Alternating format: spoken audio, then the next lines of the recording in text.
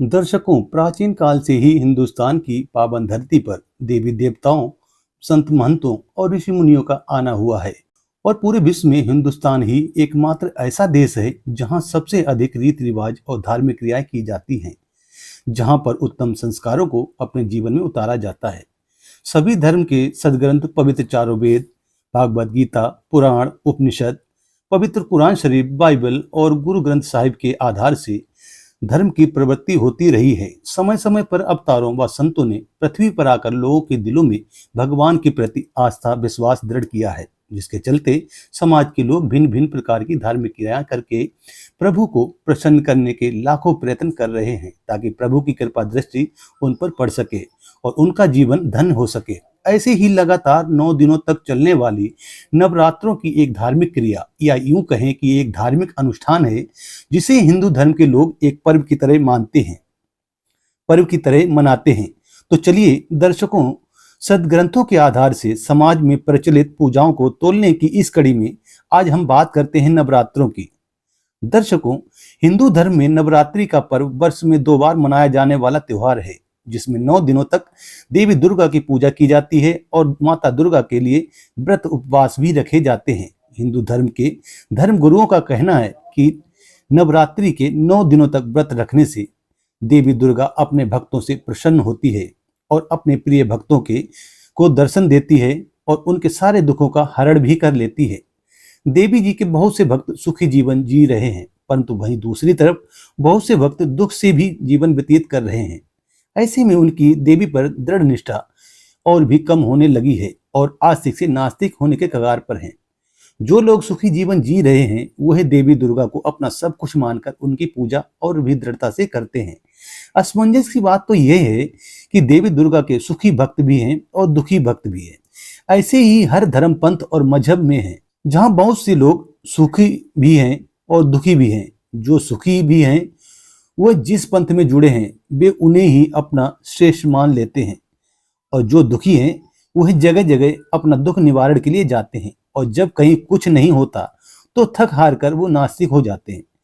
भगवान पर विश्वास नहीं रहता है और भगवान का नाम लेने से भी कतराने लगते हैं। ऐसे में स्वयं परमात्मा पृथ्वी पर आते हैं या अपनी खास आत्मा को संत रूप में इस पृथ्वी पर भेजते हैं और तत्व ज्ञान का प्रचार करवाकर वह अपने अनुयायियों को बेहिसाब लाभ देकर जनता का प्रभु पर विश्वास बनाते हैं। नवरात्रों पर 9 दिनों तक देवी दुर्गा की पूजा करना और उनके लिए व्रत उपवास रखना इस पर्व की मुख्य क्रिया है। हिंदू धर्म के सभी लोग इन क्रियाओं को अवश्य करते हैं।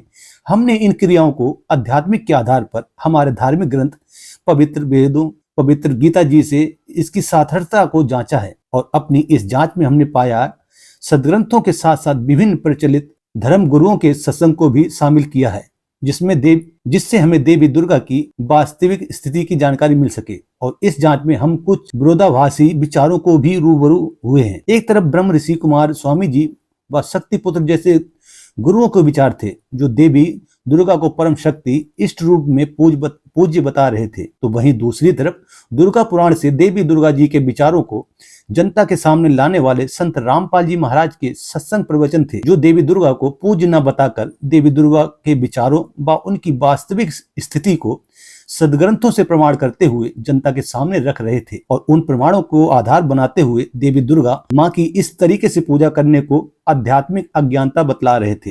प्रथम तो हमें भी यकीन नहीं हो रहा था कि दुर्गा देवी की वास्तविक स्थिति क्या है, उनकी उत्पत्ति कैसे हुई, परंतु जब प्रमाण देखे तो उनका अपने सदग्रंथों से मिलान किया, तब हम भी उतने ही अचंभित हुए जितना कि आप अभी होने वाले हैं। संत रामपाल जी महाराज ने श्रीमद् देवी भागवत पुराण से स्पष्ट करके दिखाया है कि देवी दुर्गा अपनी पूजा के विषय में क्या कह रही है।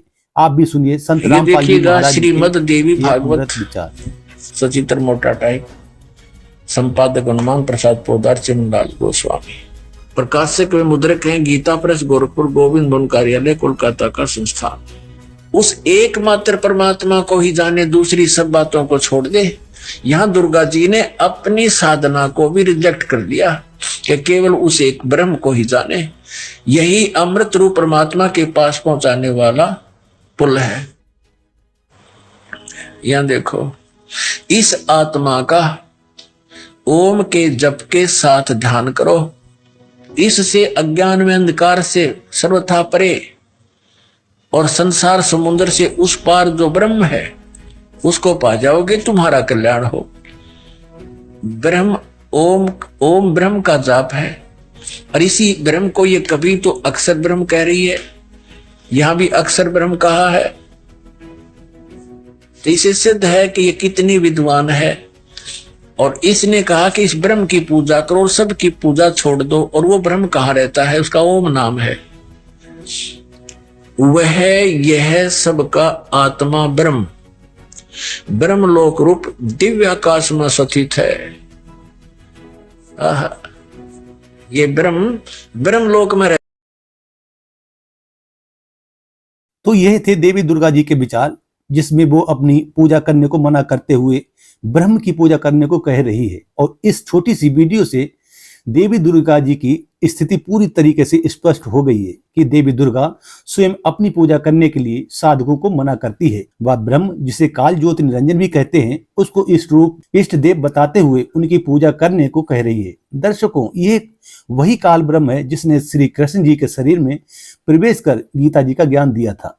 गीता अध्याय 11 के श्लोक नंबर 32 में गीता ज्ञानदाता कह रहा है कि मैं काल हूं और अब मैं प्रविष्ट हुआ हूं। दर्शकों, इस काल रूपी ब्रह्म, इसे काल रूपी ब्रह्म भी कहा जाता है। देवी दुर्गा जी पुराण में ब्रह्म को पूज्य बता रही है, जबकि गीता जी अध्याय नंबर 7 के श्लोक 18 में अपनी पूजा को भी अनुत्तम बता रहा है। तथा गीता जी अध्याय नंबर 18 के श्लोक नंबर 62 और 66 में गीता ज्ञानदाता कहता है, ब्रह्म अर्जुन को अपने से अन्य किसी परमात्मा की शरण में जाने को कह रहा है, जिसकी शरण में जाने से साधक शाश्वत स्थान और परम शांति को प्राप्त होगा। देवी पुराण और गीता जी से स्पष्ट हुआ कि देवी दुर्गा की पूजा करना व्यर्थ है। दर्शकों, इसके बाद हमने वेदों को जांचा, लेकिन वेदों में भी हमें ऐसा कोई प्रमाण नहीं मिला जहां देवी दुर्गा जी को पूजा का समर्थन मिलता हो। वेदों में पूर्ण परमात्मा की महिमा लिखी हुई है, जिससे स्पष्ट होता है कि पूर्ण परमात्मा की भक्ति करने से ही लाभ मिलेगा। वेदों में कहीं भी माता दुर्गा की पूजा का समर्थन नहीं मिलता है,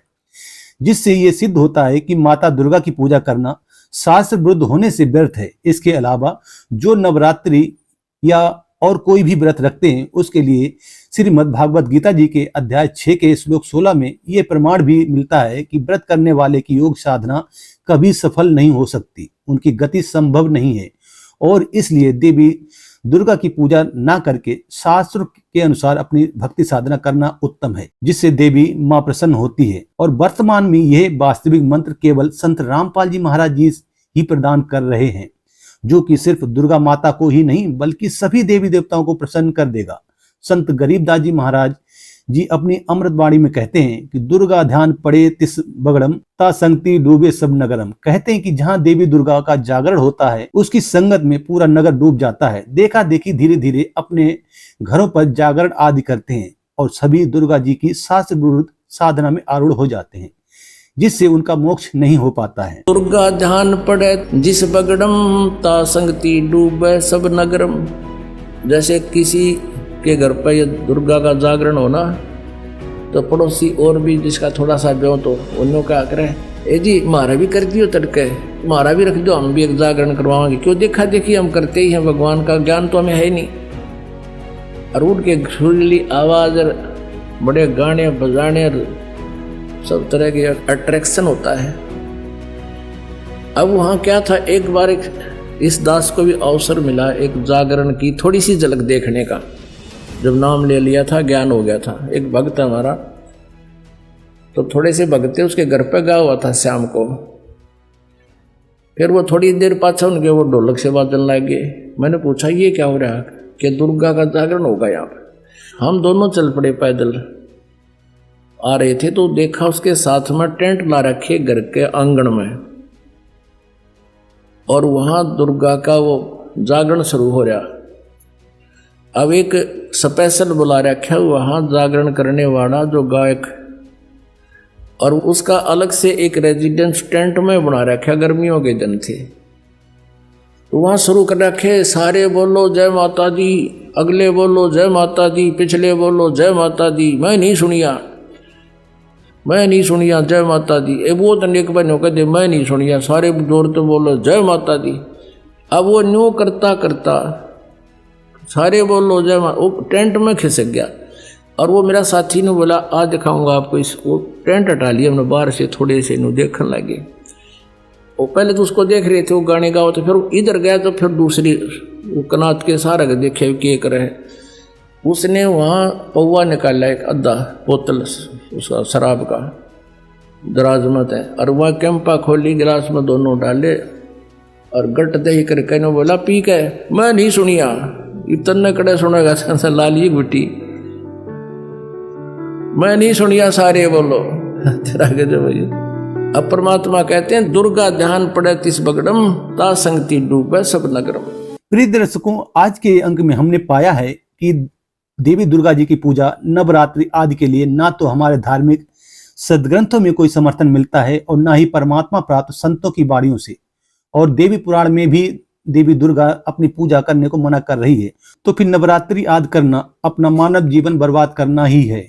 आप सभी से करबद्ध प्रार्थना है, वास्तविक पूजा की जानकारी प्राप्त करने व शास्त्र अनुकूल भक्ति की जानकारी पाने के लिए जगत गुरु तत्वदर्शी संत रामपाल जी महाराज के अमृत वचन अवश्य सुने, उन पर अमल करें और अपना जीवन धन्य करें।